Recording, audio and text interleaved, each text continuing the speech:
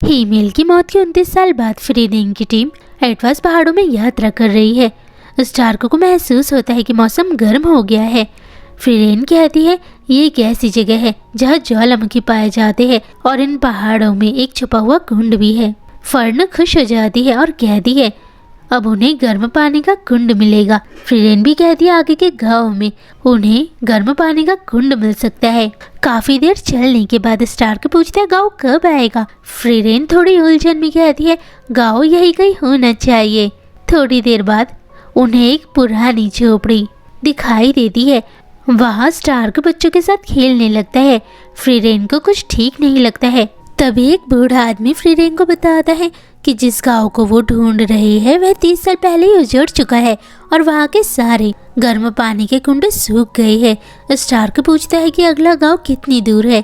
फ्रीरेन कहती है वहाँ पहुँचने में उन्हें 1 हफ्ता लगेगा। तब बूढ़ा आदमी अपने दादा से सुनी कहानी उन्हें बताता है कि पीछे के पहाड़ों में एक छुपा हुआ गर्म पानी का कुंड है। फ्रीरेन पहचान जाती है कि यह एडवास पहाड़ों का छुपा हुआ गर्म पानी का कुंड हो सकता है, लेकिन वहां पहुंचना बहुत मुश्किल है। इसलिए वो वहां जाने से इनकार कर देती है और अब वो अगले गांव जाना चाहती है। लेकिन स्टार्क जिद करने लगता है अगर यहाँ तक आ ही गए हैं तो एक बार देखने के लिए वो उस छुपे हुए गर्म पानी के कुंड को देखना चाहेंगे। फ्रीरेन पहले मना करती है लेकिन फिर मुस्कुराकर मान जाती है और सब उस छुपे हुए गर्म पानी के कुंड की खोज में निकल पड़ते हैं। रास्ते में वे सफर करते हैं, कैंप लगाते हैं और उन्हें बहुत मुश्किलों का सामना भी करना पड़ता है। फर्न महसूस करती है कि फ्रीरेन अब गर्म पानी के कुंड को लेकर उत्साहित नहीं है। तब फ्रीरेन उन्हें बताती है जब वो हीरो की टीम में शामिल थी उस समय भी उन्होंने गर्म पानी के कुंड को और उस समय भी वो पहाड़ों में भटक गए थे क्योंकि हीमेल हर अजीब जगह को पूरी तरह देखना चाहता था, बिल्कुल स्टार्क की तरह। और इस रास्ते में उन्हें बहुत सारे राक्षसों का सामना करना पड़ सकता है। तभी उन्हें दूर से एक राक्षस दिखाई देता है। स्टार्क डर जाता है। तभी फ्रीरेन उन्हें बताती है कि ये एक 3 सिर वाला खतरनाक छिपकली राक्षस है जो उन पर हमला करने के लिए उनकी ओर आ रहा है। फ्रीरेन और फर्न एक प्लान बनाते हैं और उस प्लान में वो स्टार्क को भागने के लिए कहते हैं। स्टार्क अपनी जान बचाकर भागने लगता है।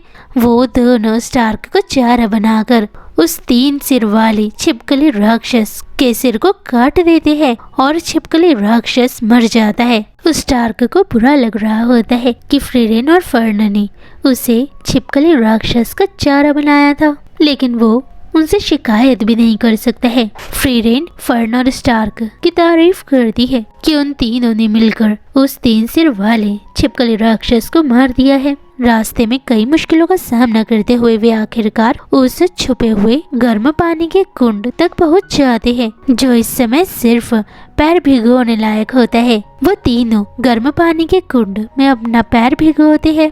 फर्न पूछती है स्टार्क तुम यहाँ क्यों आना चाहते थे। तब स्टार्क बताता है एडवास पहाड़ों के गर्म पानी के कुंड के बारे में उसने अपने मास्टर ईसन से सुना था। उस समय मेरे मास्टर को वो गर्म पानी का कुंड पसंद नहीं आया था, लेकिन उन्हें वहाँ का नज़ारा बहुत खूबसूरत लगा था। लेकिन उसके मास्टर ईसन ने यह भी कहा था कि ऐसे ही बेकार लगने वाले सफर दोस्तों के साथ सबसे यादगार बन जाते हैं। तीनों थोड़ा आराम करते हैं लेकिन सब मानते हैं कि उन्होंने बेकार ही इतनी मेहनत की, लेकिन वो जगह दिखने में बहुत खूबसूरत है, इसलिए अब मैं भी उस खूबसूरत नज़ारे को देखना चाहता हूँ। रात को चलते समय फर्न का पैर फिसलता है और वह तीनों जमीन पर गिर जाते हैं। 1 हफ्ते बाद तीनों एक नई जगह पहुंचते हैं और वहाँ कुछ समय रुकते हैं।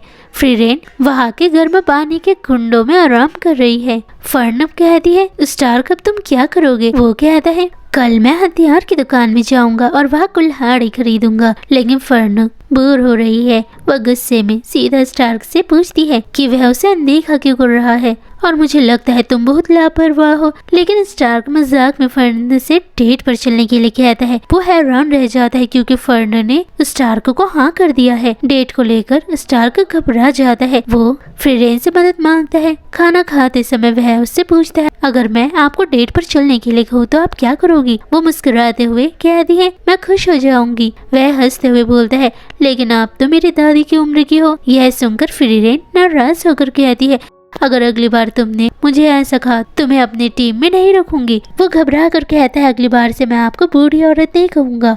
फ्रीरेन उसे शहर की ऐसी कई जगह दिखाती है जो फर्न को पसंद आ सकती है, क्योंकि वो जब हीरोज की पार्टी में थी तब वो इस जगह घूमे थे। इससे स्टार्क समझ जाता है कि फ्रीरेन फर्न को एक माँ की तरह प्यार करती है और उसका ध्यान भी रखती है। रात को फर्न फ्रीरेन से पूछती है, क्या आप कभी डेट पर गए हो? फ्रीरेन कहती है, हाँ मैं डेट पर गई हूँ।